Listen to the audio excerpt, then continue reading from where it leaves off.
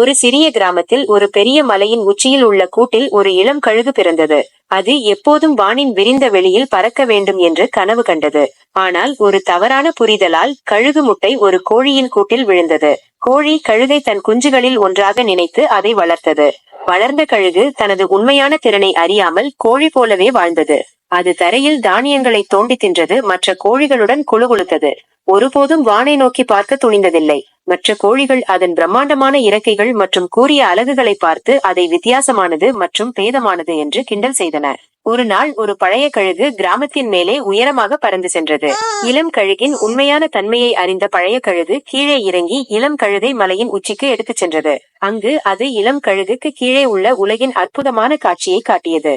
நீ கோழி அல்ல, பழைய கழுகு கூறியது. நீ கழுகு. நீ பறக்க பிறந்தாய், தரையில் தோண்டி தின்பதற்கில்லை.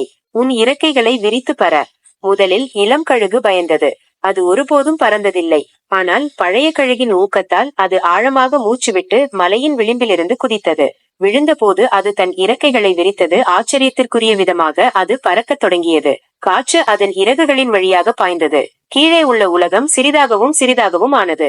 இளம் கழுகு இதுவரை அறியாத சுதந்திரம் மற்றும் உற்சாகத்தின் உணர்வை அனுபவித்தது. அந்த நாள் முதல் இளம் கழுகு ஒருபோதும் பின்னோக்கி பார்க்கவில்லை. அது மலைகளுக்கு மேலே உயரமாக பறந்து காற்றை துரத்தி மேகங்களை தொட்டது. அது இறுதியாக தனது உண்மையான திறனை உணர்ந்து தனது விதியை ஏற்றுக்கொண்டது. கதை கருத்து: யாரையும் உங்கள் கனவுகளை கட்டுப்படுத்த அனுமதிக்காதீர்கள்.